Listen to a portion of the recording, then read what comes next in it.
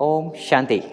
प्रजापिता ब्रह्मा कुमारी ईश्वरी विश्वविद्यालय में आज एक ऐसी दिव्य प्रभावान व्यक्तित्व जो पिछले 40 सालों से इस ज्ञान से जुड़ी हुई हैं और स्वयं को 34 सालों से राजस्थान जोन में अपनी सेवाएं दे रही हैं। जी हाँ, आबू रोड से मात्र 60 किलोमीटर की दूरी पर मंडार एक जगह है, जिला सिरोही, तहसील रेवदर में और पंचायत मंडार में आप यहाँ अपनी सेवाएं दे रहे हैं। जी हाँ, किसी भी गांव में बाबा का सेंटर पहुँचने से ये मैसेज ज़रूर उन आत्माओं को ज़रूर पड़ता है कि भगवान इस धरती पर आ चुके हैं और हर एक को संदेश मिलता है।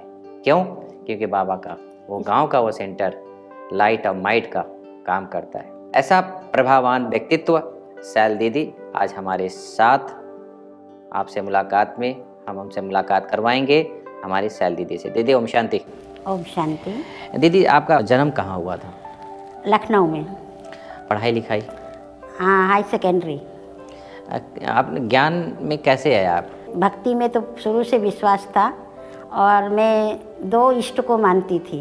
एक तो परमात्मा शिव जो ज्योतिर्लिंगम है उनको मानती थी और एक संतोषी माता को मानती थी।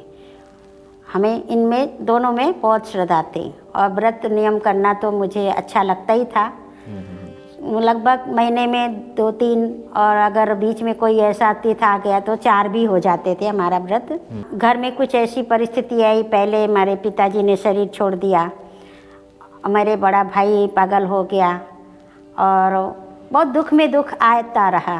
तो मेरी माँ कहीं जा रही थी मेरे भाई के लिए, तो रास्ते में बस में एक माता मिली। वो माता ने हमारी माँ को क्यों ज्ञान दिया, क्यों बताया? क्योंकि मेरी माँ बस में सफ़र कर रही परंतु उसके आंसू बह रहे हैं, निकलते जा रहे हैं। तो वो माता बार देख रही, वो ज्ञानी आत्मा थी। तो उसने कहा, माता जी आप क्यों रो रहे हो? तो बोला बस ऐसे ही। बोला कारण क्या है? बस में तो कोई नहीं रोता है। तो बोला कि बस ऐसे ही बहुत दुख है, क्या करूं?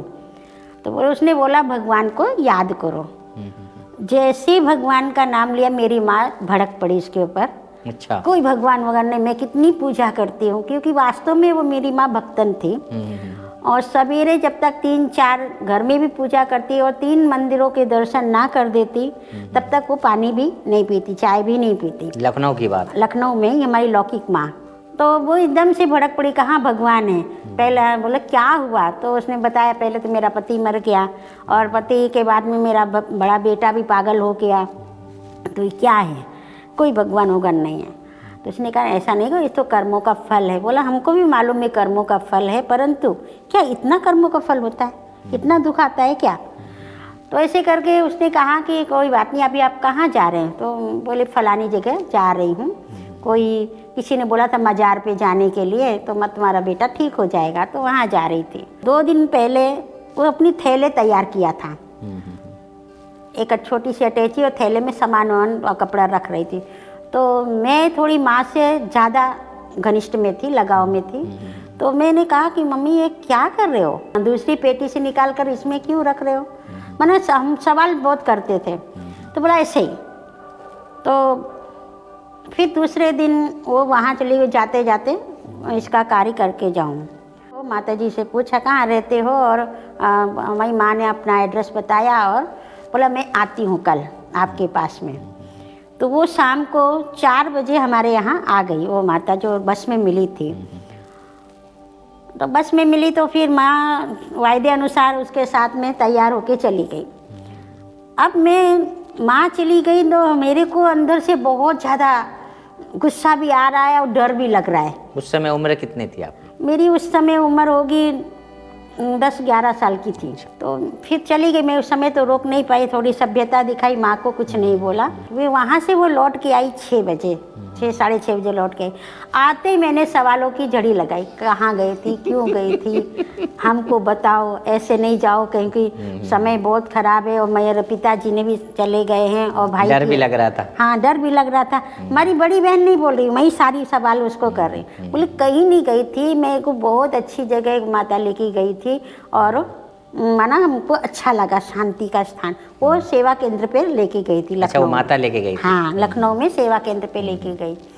तो दूसरे दिन फिर वो आ गई माता और फिर लेके गई।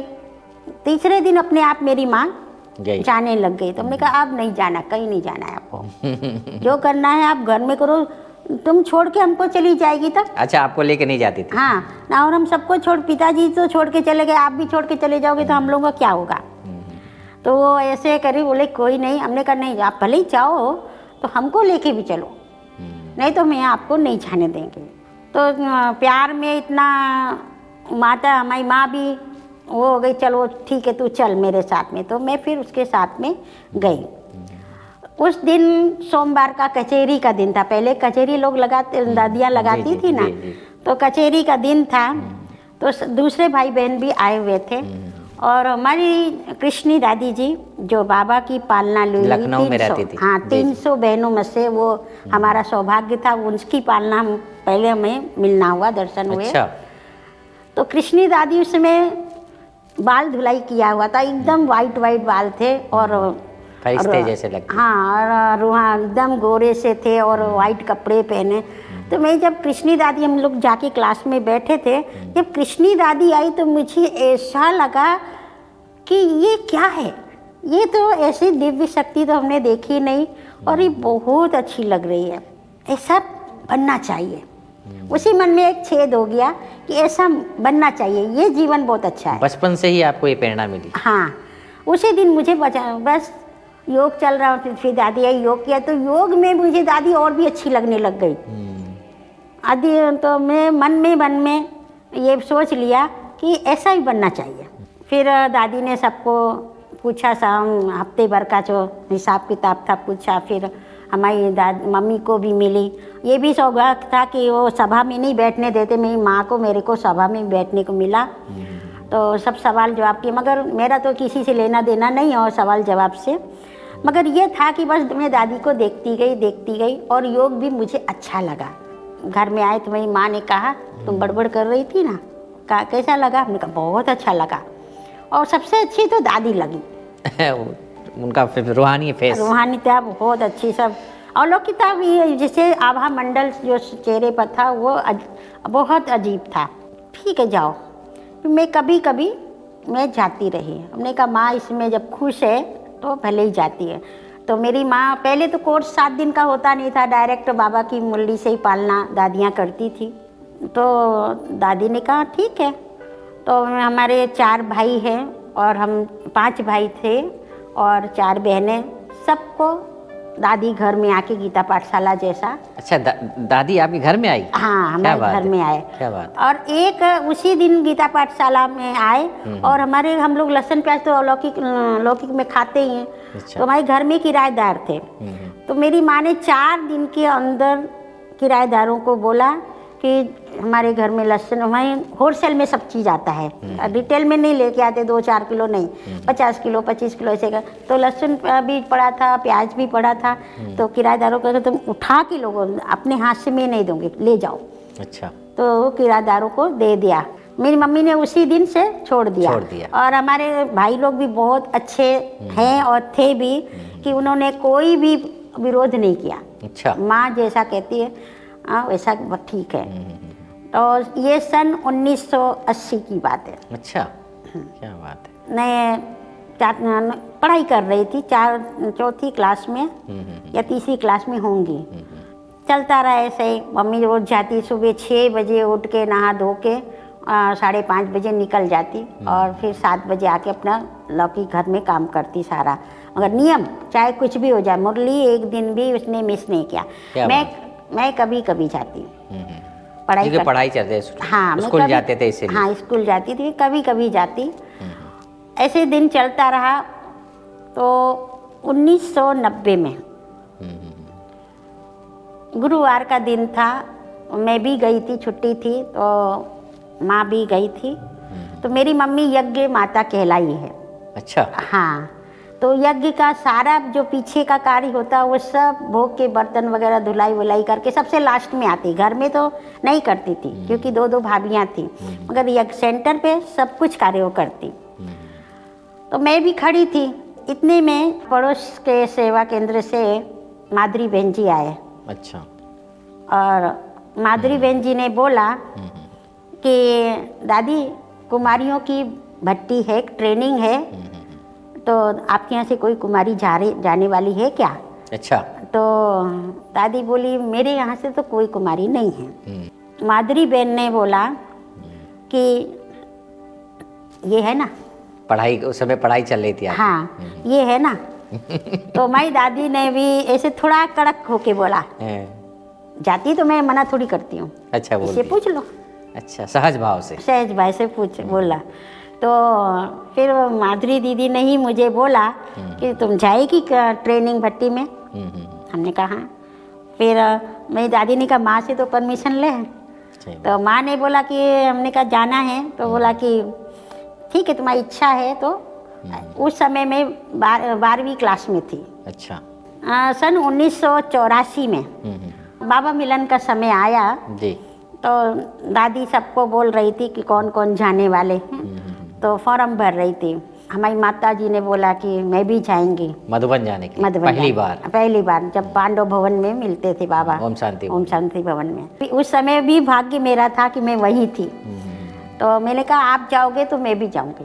अच्छा। मैं अकेले तो नहीं जाने दूंगी। तो मैं सब कुछ खाती थी, नॉनवेज तो नहीं खाती थी, मैं लहसुन प्याज बाहर में खाती थी। जी, जी। और मुझे बाहर का जब तक नहीं खा लेती मेरा दिन ही नहीं उगता। अच्छा। पूरा ही नहीं होता। जी, एक जी। बार तो बाहर का कुछ ना कुछ खाना है।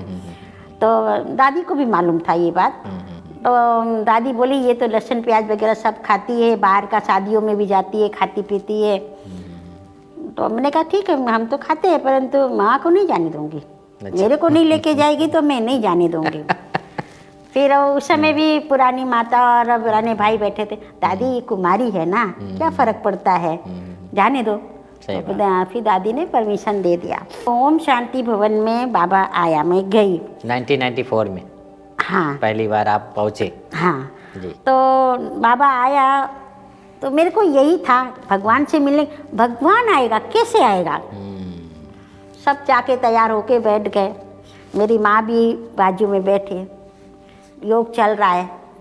मैं बार बार माँ को बोली भगवान कहाँ है, भगवान कहाँ है, क्योंकि वो ललक थी ना भगवान होता कैसा है, वो अपनी आँखों से देखना है।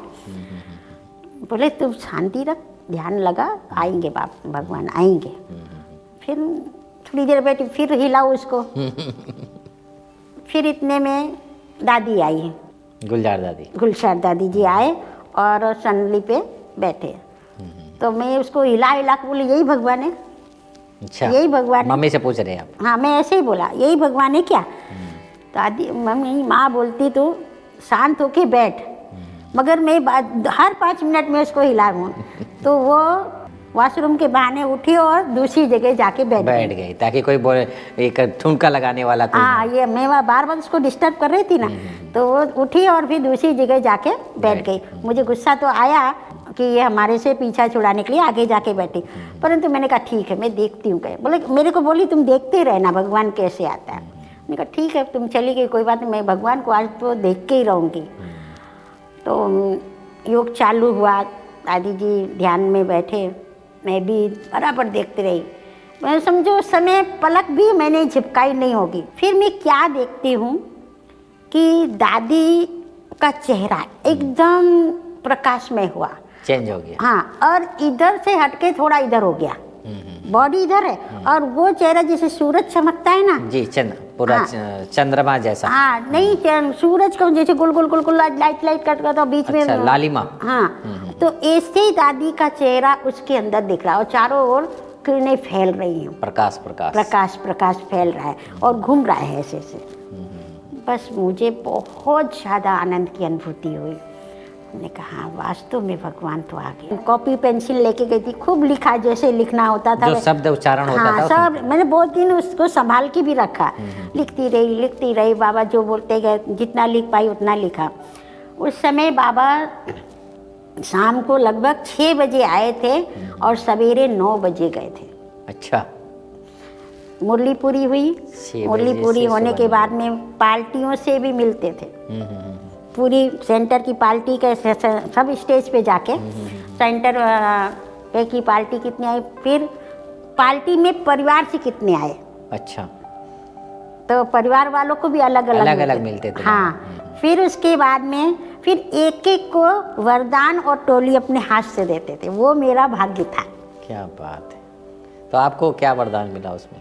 मम्मी को तो वरदान दिया, तुम उड़ती कला में सदा उड़ती रहेगी। और जब मेरा नंबर आया तो मेरा हमको हाथ में टोली दिया और हाथ पकड़ के रखा और मुझे वरदान दिया, तुम सर्व शक्तियों में श्रेष्ठ शक्ति हो, तुम्हें हमेशा याद रहे तुम्हें विश्व की सेवा करनी है। तो ऐसे हाथ ये वरदान दिया और ये हाथ पकड़ के रखा, करेगी बच्ची। मैं चुपचाप देखती रही। फिर कहा करेगी बच्ची, फिर भी मैं कोई जवाब नहीं दिया, चुपचाप, मगर हाथ मेरा नहीं छोड़ा। फिर तीसरी बात थोड़ा हाथ झटका ऐसे करके, करेगी बच्ची। अच्छा, कहा हाँ करूँगी। बाबा ने कर मना जो झटका मारा वो आपको थोड़ा से करंट आई। हाँ। कि बाबा मेरे से कुछ कराना चाहते हैं। हाँ, फिर हमने कहा ठीक है मैं करूँगी। मैं जैसे अपने आप में खो गई थी कि जी। मुझे कुछ नया मिला है, मगर ये ज्ञान तो था नहीं क्या मिला है वो मुझे नहीं, बस भगवान मिला। कोर्स भी नहीं किया था आपने? कोर्स वोर्स कुछ नहीं किया था, मुरली भी नहीं सुनती थी, तो मैंने लॉटरी मिल गई जी। तो फिर उस समय के बाद में फिर मैं घर में आई, थोड़े दिन तो क्लास किया, फिर अलबेले में आ गए और क्लास कभी कभी घर में आती तो करती। दादी घर में आती, हर गुरुवार को हमारे यहाँ दादी कम से कम नहीं तो 8 साल दादी आई। और मैं भी स्कूल के से आ गई तो 3-4 बजे आती और 6 बजे तक चली जाती दादी। तो खास मुरली सुनाने के? हाँ, खास मुरली सुनाने के लिए आती। और दादी जी एक गीत गाते थे, मेरी डोरी तेरे हाथ, आओ मेरे प्यारे शिव भोलानाथ, मेरी डोरी तेरे हाथ, आओ मेरे प्यारे शिव भोलानाथ। क्या बात है, बहुत सुंदर। इसके बहुत सुंदर गीत है, मैं बहुत समय हो गया भूल गई हूँ। जी जी जी। फिर ऐसे समय बीता, फिर वही माधुरी देवी दीदी आए जब, तो मैं तैयार हो गई जाने के लिए ट्रेनिंग में।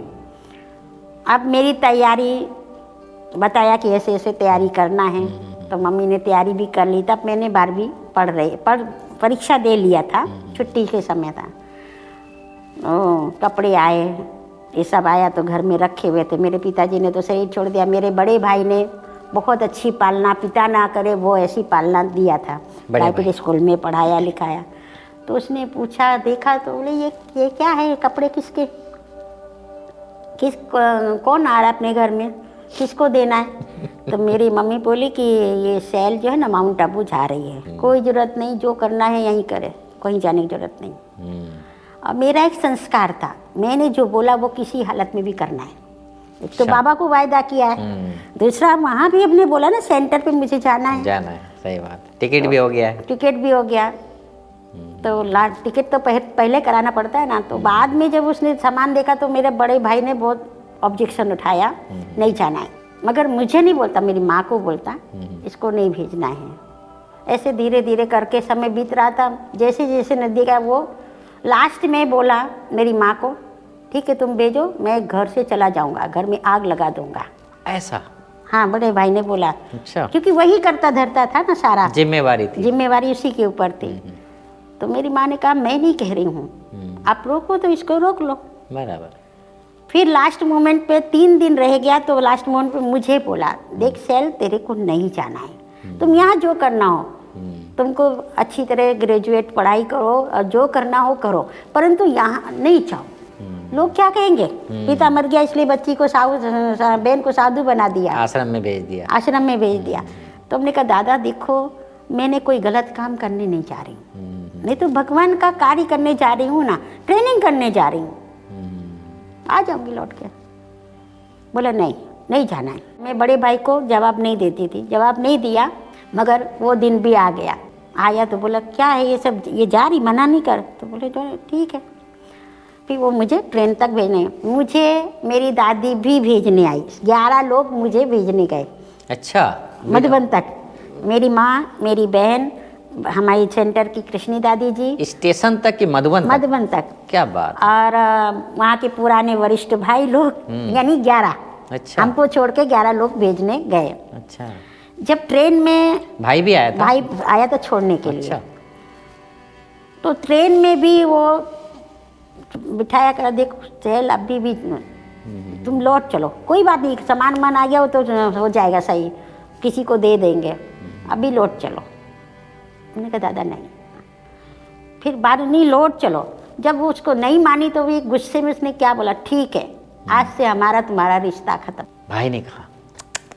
अब वो प्राइवेट स्कूल में जो हम बच्चे जैसा हमको पढ़ाए और अपना सुख ना देखकर हम भाई बहनों को सब कुछ दिया लिया, वो बोले आज से हमारा तुम्हारा रिश्ता खत्म और तुम्हारे लिए दरवाजे हमेशा के लिए बंद। आपको कैसा लगा? मेरे को ऐसा लगा कि दरवाजे तो बंद नहीं होंगे, मैं कुछ बोली नहीं और ऐसा करते रो के उतर गया, रोने लग गया और उतर गया भाई। हाँ उतर गया। फिर पीछे मुड़ के नहीं देखा, क्योंकि माँ भी हमारे साथ में थी, कि पीछे मुड़ के नहीं देखा, चला आया। उस समय बाबा ने मुझे बहुत शक्ति दिया। मेरे मन में एक बार भी संकल्प नहीं आया कि अगर मैं सेंटर पे नहीं रह पाई, और भाई ने भी बोल दिया हमारा रिश्ता खत्म, द्वार बंद हो गए, फिर कहाँ जाएंगे। मैंने कहा जो होगा देखा जाएगा। मैंने मन में ये विचार किया, बाबा बैठा है। क्योंकि दादी जिस दिन हम यहाँ ट्रेन में बैठने वाले थे, उस दिन मैं सवेरे क्लास में गई, दादी सबसे छुट्टी लिया। और मुझे एक बात मेरे में वीकनेस थी, मुझे डर बहुत लगता था। अच्छा। यानी अंधेरा हुआ नहीं और मैं इस कमरे से उस कमरे में भी नहीं जा सकती हूँ। तो मैंने एक लास्ट में दादी को पूछा, क्लास के बाद में सब बैठे थे, तो मैंने पूछा दादी मुझे और तो सब ठीक है मगर मुझे डर बहुत लगता है, वहाँ यहाँ तो माँ रहती है, वहाँ तो माँ नहीं रहेगी। फिर तो दादी ने कहा कि देखिए जो हमारे वरिष्ठ होते हैं, बड़े दादियाँ हैं, दादियाँ माना भगवान, तो जैसे बाबा ही बोल रहा है, दादी ने कहा जाओ अच्छा बाबा कमरे में जाओ और बाबा से पूछो कि बाबा तुम्हारी माँ बनेगी। अच्छा। हाँ। तो मेरे को थोड़ा अंदर हंसी आई, दादी भी क्या बोलती है, मैं बाबा मेरी माँ बनेगी क्या। तो मैंने ठीक है, मैं उनको को अंदर विचार किया। और तब तक आपने कोर्स नहीं किया ना? नहीं, कोर्स मुरली कुछ नहीं था, कभी गई तो सुन लिया हुआ कि मुरली क्लास कुछ नहीं, खाली हमारे घर में से दादी आती थी तब, कभी वो भी बचपना था। फिर मैं गए, दादी के कहने अनुसार बाबा कमरे में बोला और ऐसे ही बोल दिया कि बाबा जाते ही बैठी और बाबा को बोला बाबा दादी बोलती है तुम हमारी माँ बनोगी। बनोगी क्या? बनोगे? तो बाबा ने सिर हिलाया। अच्छा, बाबा कमरे में आपने वो दृश्य देखा? हाँ, बाबा ने जैसे सिर हिलाया, मैं फटाफट नीचे आई और दादी ने बोला तुम बड़ी जल्दी आ गई। हमने का जवाब मिल गया। तो बोला क्या जवाब मिला? हाँ, बाबा ने हाँ बोला, सिर हिलाया, माँ बनेगी। और शायद लोगों को विश्वास होगा या आपको नहीं हो, मैं गई और बाबा को मैं इन्हीं आँखों से, जैसे आप सबको देख रही हूँ, इन्हीं आँखों से बाबा को देखती थी। हर पल मेरे साथ रहता, माँ बनकर ब्रह्मा बाबा हमारे संग सोता खाता बैठता, हम कहीं भी जाते साथ साथ रहता। हमारी मधुबन में ट्रेनिंग जब हुई तो हम 2 महीना रहे ट्रेनिंग में हमारे को बाहर नहीं भेजा गया, वहीं मधुबन में ही रहे। अच्छा। तो पूरा साथ साथ रहे। फिर उसके बाद में हमें ट्रेनिंग के बाद में जयपुर भेजा। कब की बात है ये? 1990 की। 90, ओके। मई में हम ट्रेनिंग में आए और जुलाई में जयपुर गए निर्मला दीदी के पास में। जी। राजा पार्क। जी। फिर वहाँ हम 1-1.5 साल रहे और 5 महीने हुआ था कि मेरे 5-6 महीने हुए थे कि मेरी छोटी बहन की शादी थी। अच्छा। क्योंकि हमारी छोटाई बड़ाई 1-2 साल की थी जी। तो उसकी शादी थी, तो फर्स्ट प्रसंग था। तो हमारी माँ ने भाई ने बोला कुछ इसको बुलाओ। तो सब बता दिया था कि भाई हमारी एक बहन है, वो ब्रह्मा कुमारी है और वहाँ रहती है। तो बोला कोई बात नहीं, मगर शादी में बुला लेना। तो हम शादी में हमको भाई लेने आया। मैं गई तो शादी में समझते ही हैं, मगर हमने यही ड्रेस पहनी, 5 महीना हुआ था। अच्छा। मैंने ड्रेस चेंज नहीं की, संभालना भी White नहीं dress, आता था। जी, जी। क्योंकि सेंटर पे तो ड्रेस भी पहनते थे, क्लास के समय साड़ी पहनते थे, मगर वहाँ पे हमारी निर्मला दीदी ने बोला था कि शैल तू घर नहीं जा रही है, सेवा स्थान पे जा रही है। अच्छा, ये कान में डाल दिया था ये। हाँ, तो सेवा करना है। तुमने कहा हाँ दीदी। तो मेरे पास 5-6 साड़ियाँ थी, माँ ने दिया था 5-6 साड़ियाँ, और एक दीदी ने भी दिया था, निर्मला दीदी ने भी ड्रेस दिया कि तुम ये पहनना। तो मेरे को संभालनी भी नहीं आती, परंतु साड़ी पहनी रही 24 घंटा। शादी का दिन आया, बारात आई, तो सबको क्यूरियोसिटी ये ब्रह्मा कुमारी बहन कौन सी है। बहन के ससुराल वाले, तो उनका ससुर और दादा ससुर।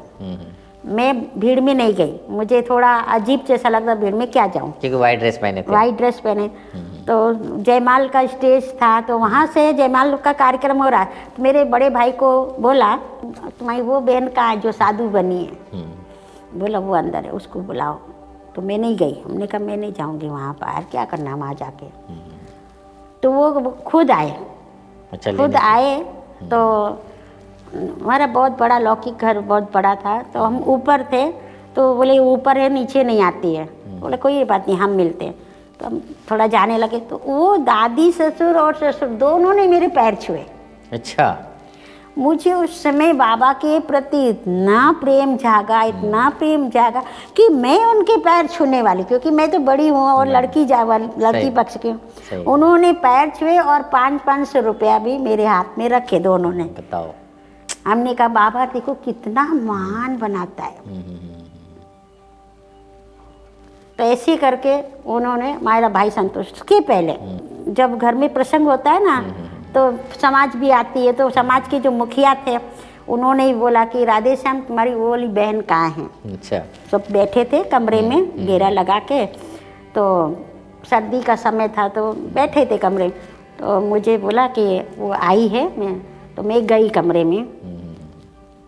तो कमरा थोड़ा बैठक का था, थोड़ा छोटा सा था, तो सब नीचे ही बैठे थे। तो मुझे जैसे मैं गई, तो मैंने सबको ओम शांति बोला, फिर नमस्कार भी बोला, पहले ओम शांति बाद में नमस्कार बोला। तो बोला अच्छा ये तुम्हारी बहन वहाँ गई है और यही ड्रेस में थी। तो बोला हाँ यही है। मेरा भाई तो ऐसे ऐसे हिल रहा था कि भाई कुछ समाज बोलेगा। फिर मैं बैठने लग गई, ठहरो ठहर गई। बोले राधे श्याम जी कुर्सी लेके आओ।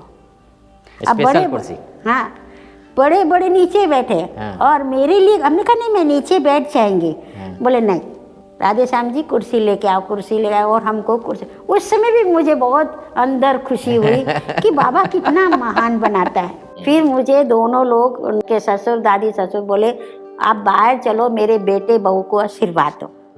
अब मैं और मेरी बहन जो एक बराबर की समझो। तो स्टेज पे बैठे, बोले कैसे भी करके आशीर्वाद दो, भले 2 मिनट देके फिर आप अंदर आ जाना। फिर आशीर्वाद देके वो फोटो उन्होंने बैठक रूम में आज भी लगा के रखा है, यादगार रूप। तो बाबा ऐसा महान बनाता है। दीदी आपने एक शब्द बोला कि कोई भी परिस्थिति या अंधकार में, जो आपने कहा कि डर लगता है, एक शब्द आपने कहा कि बाबा बैठा है। वास्तव में ये शब्द आपको बहुत हिम्मत दिलाया, और ये एक शब्द है जो आप आज दिन तक उसको लेकर चल रही हो। आप नहीं तो इसीलिए मैं चलती हूँ। जैसे आपने कहा कि हम भक्ति मार्ग में, जब आप ज्ञान में नहीं थी, उससे पूर्व कोई देवी देवता को मानती थी, लेकिन ज्ञान में आने के बाद जैसे हमको पता चला, को मेरा माता भी है, पिता भी है, सखा भी है, ज्यादातर आप सुना रही कि माँ का संबंध हमारा बहुत। कौन कौन सा संबंध आपको सबसे प्रिय लगता है बाबा के साथ? मेरे को सबसे प्रिय संबंध बाप का लगता है और सखा का लगता है। हमारा जन्म 72 का है और हमारे पिताजी ने 76 में शरीर छोड़ दिया था। 4 साल के अंदर बचपन में ही माँ का, पिताजी का सानिध्य छूट जाए तो बहुत बड़ा दुख महसूस होता है, और वो पूर्ति बाबा ने कर दिया। बहुत सुंदर। दीदी कैसे कोई भी परिस्थितियाँ आती है, हर तरह की परिस्थितियाँ हैं, चाहे आर्थिक रूप से, चाहे सामाजिक रूप से, चाहे शारीरिक रूप से, इन परिस्थितियों को पार करने का कौन सा ऐसा माध्यम होता है कि आप सहज इसको पार कर लेते? बाबा ही है। अभी क्या है, एक तो पहली परिस्थिति हमने शक्ति का आधार है, मैंने बड़ों की हर बात में हाँ जी किया है। हमने उसमें ना जी तो कभी किया ही नहीं, उन्होंने कहा मैंने किया। अब आगे कैसा होगा क्या होगा वो मैंने सोचा नहीं। तो वो भी बाबा ने जो कहा हाँ जी का पाठ करो, हिम्मते बच्चे मददे खुदा, तो वो पाठ मैंने पक्का किया। ऐसे ही बात है कि मैं जब साचौर में थी, से हमको पहले भीनमाल भेजा मोहिनी दीदी जी ने, फिर उसके बाद में रानीवाड़ा सेंटर खुला, हम वहाँ भी सेवाएं दिया। वहाँ से फिर हमारा सेंटर खुला साचौर, वहाँ से मुझे साचौर भेज दिया। अच्छा। वहाँ भी हमने 5 साल सेवा किया और मंडार भी खुला था। तो मोहिनी दीदी का फोन आया कि शैल को वहाँ भेज दो मंडार, और यहाँ की बहन को वहाँ भेज दो। अच्छा। साचौर जी। तो मुझे मेरे पास गीता बहन जी के पास फोन आया। गीता बहन जी ने मुझे फोन किया कि तुमको मंडार जाना है, दीदी जी ने ऐसा बोला है। मैंने कहा ठीक है, मैं चली गई। 15 दिन के लिए बोला था, वो 15 दिन आज भी पूरे नहीं हुए, 23 साल हो गया।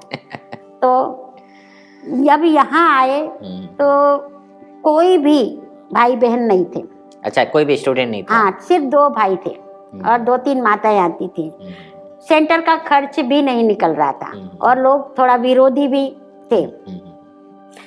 फिर मैंने दीदी को सारा समाचार देती रही, तो दीदी ने, मोहिनी दीदी जी ने बोला कि ऐसा करो, बंद कर दो। अच्छा। बंद कर दो सेंटर को, नहीं चलता तो बंद कर दो। तो मेरे के अंदर एक बात आई, ये चाहे अभिमान समझे चाहे स्वाभिमान समझे। तो मैंने दीदी को बोला, मैं ऐसे फ्रैंकली बात करती, दीदी आपको जब बंद करना था तो फिर मुझे क्यों भेजा? सही बात है। क्यों ट्रांसफर की? अब बंद होएगा तो किसका नाम आएगा? शैल आई इसलिए उसने बंद कर दिया, अब मैं बंद तो नहीं करूंगी। अच्छा, ये आपने ठान लिया? हाँ, मैं बंद नहीं करूंगी, जो है जैसा है चलाना है। फिर सेवा धीरे धीरे करते गए और भाई बहन भी जुड़ते गए। और कुछ समय तो दीदी ने मदद भी किया। फिर मैंने भी बोला दीदी को, अब मुझे मदद नहीं चाहिए, धन की भी मदद, किराया भी देती थी मुझे कुछ समय, तभी तो बोला बंद कर दो। फिर इसके बाद हमने किराया भी लेना बंद किया और दूसरी वस्तु भी लेना बंद किया। हमने कहा अभी यहाँ के लोग ही चलाएंगे, क्योंकि विरोधी बहुत थे। अच्छा। हाँ, एक टाइम किसी भाई ने आके क्लास में मुझे बोला कि एक जगह मीटिंग हो रही है, वहाँ के लोगों ने बोला कि ब्रह्मा कुमारी को निकाल कर फेंकना है मंडार से। अच्छा। तो हमने कहा अच्छा, तो ऐसा बोला वहाँ मीटिंग में ऐसा बात कर रहे हैं। हमने कहा तुम सुन के यहाँ आके मुझे बताया ना, अभी तुम भी जाओ वहाँ बताओ कि ब्रह्मा कुमारी को निकालने वाले ने धरती पे जन्म नहीं लिया है। ऐसे ही बोल के हमने, तू उठो और जाके वहाँ ऐसे बोल दो जो मीटिंग कर रहे हैं। तो वो चला गया और बात आई गई रही। और जो विरोधी थे, क्योंकि ये भगवान का काम है, मेरा पर्सनली काम तो है नहीं, बराबर, इसलिए उसका कार्य वो करेगा और करा के रहेगा। और जो विरोधी थे वो आज सहयोगी बन गए। योग बल का कमाल है, आपके शुभ संकल्पों का कमाल है, अब बाबा की ब्लेसिंग सबसे बड़ी है। और यहाँ मंडार में 23 सालों के बाद में सेवा केंद्र बना। हमने समझो 24 साल के अंदर मंडार के अंदर 9 मकान चेंज किए, भाड़े के मकान में। लास्ट में मकान जब चेंज किया, लास्ट जिस मकान से मैं बाबा के घर में आए, अपने घर में, उस मकान को चेंज किया तो मुझे बहुत तकलीफ हुई। और उसी मकान में मैंने बोल दिया, बाबा को बोला कि अब इस मकान को मैं बदलेंगी नहीं, मकान मालिक खाली कराएगा तो भी मैं नहीं जाऊंगी। अच्छा। जाऊंगी तो अपने घर में जाऊंगी, अन्यथा नहीं जाऊंगी, खाली नहीं हो, तुम्हारा नाम रहे या जाए। ऐसे करके उस मकान में हम 8 साल रहे। अच्छा। दूसरी तरफ सबके बाबा के घर बन गए, अपना नहीं, तो हमको लोग, हमारी बहनें थोड़ा टोंट वे में बोलती है, शैल नारियल तोड़ने कब आए, लाडू खाने कब आए। तुमने कहा हाँ खिलाएंगे, जरूर खिलाएंगे, मगर कब खिलाएंगे मुझे मालूम नहीं। तो अंदर थोड़ा सा चल रहा था और अपना अंदर खुद का बन जाए। पिंच भी हो रहा था कि बाबा ने सबको, हमारे पीछे आने वाली बहनों का हो गया और हमारा नहीं हुआ। तो फिर मैंने एक मन में विचार आया, मैंने बहुत सारी चिट्ठियां लिखी बाबा को, 10-12 चिट्ठियां लिखी और बाबा की झोपड़ी में डाला। और बाबा को बोले आज के बाद इस झोपड़ी में मैं नहीं आऊंगी, जब तक मुझे झोपड़ी नहीं दोगे आपकी झोपड़ी में नहीं आऊंगी। अच्छा, ये संकल्प आपने उसी हाँ, बाबा चिट्ठी डाल के वो संकल्प पत्र डाल के और बाबा को बोल के आई, आज बस आज आई, चाहे पूरी उम्र निकल जाए। मैं नहीं कहती हूँ कि कल हमको दो, पूरी उम्र निकल जाए, मगर जब तक आप हमको हमारी झोपड़ी नहीं देंगे आपकी झोपड़ी में नहीं आऊंगी। क्या बात। उसके बाद में मैं 3-4 साल गई मधुबन। अच्छा, लेकिन झोपड़ी में नहीं गई। सभी भाई बहनों को भेजती है, भाई बाबा के बच्चे तो जाते, हम नहीं जाते। हमने कहा मैं नहीं जाऊंगी। बाबा ने दे दिया और ऐसा दिया कि फटाफट सब हो गया। अच्छा, हमारे सपने में भी नहीं था। सही बात है, क्योंकि बाबा ही कराया ना, ये बाबा ने सब कराया। बाबा ने करवाया। अभी 26 सितंबर को इसकी सिल्वर जुबली भी मनाई है। अच्छा, माना मकान की नहीं, हाँ, सेंटर खुले 26 साल पूरा हो गया था। जी। हाँ, इसलिए नहीं 25 साल 25 साल पूरा हुआ था। 26वें साल में मैंने सिल्वर जुबली मनाई। बहुत सुंदर। दीदी, यहाँ कितने गांव हैं, कहाँ कहाँ सेवाएं चल रही है आपकी? यहाँ एक बार दादी जी ने बोला था ना कि गांव गांव की सेवा करनी, बड़ी दादी जी ने, तो उस समय 135 पंचायत थी और 150 गांवों में लगभग सेवा किया। गांव में, मंडार के आजू बाजू सभी गांवों में हमने सेवा करके रखा। बाबा का मैसेज आपने दिया। सब दिया है। और मुझे गांव की सेवा में आज भी मेरे पास साधन नहीं है। कई जगह पैदल 2-2 किलोमीटर पैदल में भी जाते हैं। अच्छा, हाँ, यहाँ हमारे इंटरमीडिएट गांव अभी तो बहुत अच्छे हो गए हैं, पहले तो इतना साधन भी नहीं था, रास्ता भी ठीक था। तो जब गांव की सेवा में ज्ञान सरोवर वाले सब आते थे, तो गाड़ी तो रोड पे जाएगी, तो रोड पे गाड़ी छोड़ के फिर अंदर जाते थे सेवा में, तो उनके पैर जलते थे।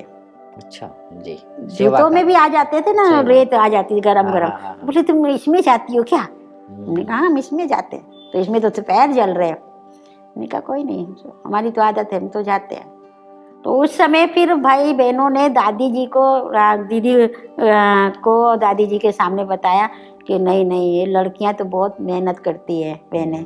सेवाओं का विस्तार बहुत अच्छा रहा। हाँ, जैसे यहाँ हमारा सबसे पहले पुराना सोल्डा गांव है। अच्छा, सबसे पहले वो है, मंडार से भी पहले का गांव है, वहाँ है। फिर मोरवाड़ा है, इधर बाट, बाफला, कोटला, वासोल, वासन, सब जगह गीता पाठशाला, सब जगह सेवा किया, सब जगह बाबा का संदेश दिया हुआ है। अब कभी कभी जाते वो लोग आते हैं। इधर हमारे गुजरात साइड में भी है, पाथावाड़ा है, जात पातली है, जेतावाड़ा, गुजरात बॉर्डर है, ये बॉर्डर। दीदी, जैसे कि आप लखनऊ की, अचानक फिर राजस्थान में ट्रांसफर कैसे हुआ? क्योंकि मेरे भाई ने ये बोला था कि ठीक है तुम लखनऊ में मत दिखना। अच्छा, तो आप पूरा बोरिया बस्तर वहाँ से बांध दिए? हाँ, लखनऊ में नहीं दिखना। जब सभी बहनों को जरूरत, तो दादी ने बोला भी था कि मैं उनको जरूरत है, मगर मेरे भाई के कारण नहीं। और मुझे एक था कि मेरे को मधुबन में रहना है। अच्छा, ये भी संकल्प था। हाँ, मधुबन में रहना है। तो हमारी दीदी और दादी, मोहिनी दीदी जी को सौंप के आए थे निमित्त, वही। हाँ, मम्मी और दीदी और दादी जी ने कृष्णी दादी मोहिनी दीदी के हाथ में सौंप के आए थे। और मोहिनी दीदी यूपी की जोन इंचार्ज थी। हाँ, तो उनको सौंप के आए थे। फिर उन्होंने थोड़ा 1 साल हम वहाँ रहे, 1-1.25 साल। फिर दीदी जी ने बुला लिया जयपुर, निर्मला दीदी के पास। फिर बुला लिया, तब से फिर अपने पास ही रखा मधुबन, अपने सेंटरों में। इस दौरान जो है आप आगे जो भी सेवाएं हैं निर्विघ्न रूप से चल रही है। दीदी, जैसे कि इस समय विशेषकर जो एक शब्द आता है अशरीरी, ये अशरीरी अवस्था, ये शब्द आपके जीवन में कितना उपयोगी है? देखिए, आज शरीरी अवस्था तो उतनी उपयोगी है जैसे शरीर में आत्मा। हम्म, जब भी जैसे आत्मा अशरीरी अवस्था ही नहीं होगी तो आगे हम पावर ही नहीं आएगी, बाबा से शक्ति कैसे लेंगे? शरीर में आत्मा ही नहीं है तो शरीर किस काम का? तो अपन जब अशरीरी होंगे तो ही परमात्मा से अपने बुद्धि का योग जुड़ेगा। बुद्धि का योग जुड़ा तो वह अपने अंदर पावर आएगी। अब पावर आएगी तो कोई भी कार्य कर सकते। जिसको कह देंगे एक बल एक भरोसे। एक बल एक भरोसा। मैं तो इस बात को मानती हूँ अशरीरी। आपकी हॉबी क्या है दीदी? सेंटर को बहुत अच्छा सजा के रखना और अच्छे अच्छे व्यंजन बनाना। अच्छा, किचन मास्टर भी हैं आप? हाँ, क्या गांव गांव में जाकर बाबा का संदेश देना। सेवा में बहुत हमको रुचि है। दिनचर्या आपकी क्या है? मैं 3:30 बजे और 4 बजे के बीच में उठती हूँ। 1 घंटा योग करती हूँ, उसके बाद थोड़ा सा लेटती भी हूँ। फिर वापस उठी और उठ के नहा धो के तैयार होके फिर योग, फिर मुरली। और बाबा ने एक और गोल्डन चांस दिया कि मुझे को स्थूल कार्य करने को बहुत कम मिला और शुरू से बाबा ने मुझे इंचार्ज बनाया है। निमित्त आत्मा बनकर रही शुरू से, इसलिए ऑलराउंडर सेवा आप कर लेती हैं। हाँ, कोई भी प्रकार की सेवा, राशन भाषण सब कुछ। बहुत सुंदर। दीदी, चलते चलते हम अपने दर्शकों से हम आपके प्रति संदेश सुनना चाहेंगे कि वो जो आज की युवा पीढ़ी है, आप बचपन से ही इस ज्ञान मार्ग में आ गए, लेकिन आज की युवा पीढ़ी बहुत ही व्यसनी युक्त हो गए हैं, तो ऐसे युवाओं को आप क्या संदेश देना चाहेंगे जो अपना पथ थोड़ा सा अलग स्थान पर लेके गए, व्यसन खा रहे हैं, बीड़ी सिगरेट पी रहे हैं और अपना जीवन जो है व्यर्थ गंवा रहे हैं, इन आत्माओं के लिए आप क्या संदेश देना चाहेंगे? मैं तो यही कहना चाहूँगी कि अगर वो अपने प्रति विचार करें, दूसरों को ना देखकर अपने प्रति विचार करें कि मेरा शरीर, मेरा समय, मेरी शक्ति कहाँ जा रही है। हानि और लाभ को देखेंगे तो वो अपने आप सुधर जाएंगे। और आज मैं देखती हूँ कि जो वास्तव में बुद्धिजीवी युवा हैं वो हर बात का ध्यान रखते हैं और जो संग दोष में आते हैं वही बिगड़ते हैं। तो संग का उनको बहुत बहुत ध्यान रखना है। जब तक संग का ध्यान नहीं रखेंगे, तभी हमारे पुराने लोग कहते ही आए हैं कि संग तारे कुसंग गोरे। तो उनको संग का बहुत बहुत ध्यान रखना है और अपने समय को बचाना है। बाकी तो सब समय लौट के आ जाएगा, सब कुछ लौट के मिल जाएगा, समय नहीं मिलेगा। क्योंकि हमारे पास जो समय है बहुत कीमती है और ज़्यादातर समय हम मोबाइल में वेस्ट कर रहे हैं। ठीक है, मोबाइल बहुत ज़रूरी है, हाँ, साधन बना है, परंतु उस मोबाइल से हमें क्या लेना है, क्या नहीं लेना, क्या कैसे यूज करना, ये अपने ऊपर है। आज युवा हमारे से ज़्यादा होशियार है और बहुत कुछ कर सकता है, खाली थोड़ा सा उसको और अपने आप को अटेंशन में रखने की ज़रूरत समझे तो। बाकी युवा तो वो है कि समय धरती से बंजर धरती से फूल भी उगा सकता है। आज की वह युवा बहुत अच्छा है, परंतु गाइडनेस की ज़रूरत है और सबसे बड़ा गाइडनेस अपने आप से ही चालू करना है। कोई दूसरा गाइड नहीं कर सकता उसको। बहुत खूब दीदी, आपने संग का रंग का बताया, कैसे हम अपनी शक्तियों को सदुपयोग में लाए कराएं और अपने जीवन को श्रेष्ठ बनाएं। तो दोस्तों, कैसे आप हमारी शैली दीदी हमारे जीवन में आध्यात्मिकता को कैसे हम अपने आप में पिरो लें, अपने आप में कैसे स्वदर्शन चक्रधारी बनकर माया के वार से अपने आप को सेफ रखें, जीवन को श्रेष्ठ कैसे बनाया जाए, स्वयं को कैसे संतुष्टता और खुशियों से कैसे भरा जाए, इनके जीवन से हम पढ़ सकते हैं। इनके जीवन की एक एक शब्द जो आपने आज के इनकी कथा आपने सुनी, इनके मुखारबिंद से इनकी कहानी आपने जो सुनी है, आपके जीवन में कुछ भी ऐसा विशेष कुछ परिवर्तन के लिए आपको लग रहा है तो ज़रूर आप उसको अंडरलाइन देकर परिवर्तन में करके और स्वयं को एक श्रेष्ठ मार्ग प्रशस्त करें और अपने जीवन को श्रेष्ठ बनाएं। एक ऐसे ही व्यक्तित्व के साथ फिर एक नए समय पर फिर हाजिर होंगे, तब तक के लिए ओम शांति। ओम शांति। शांति।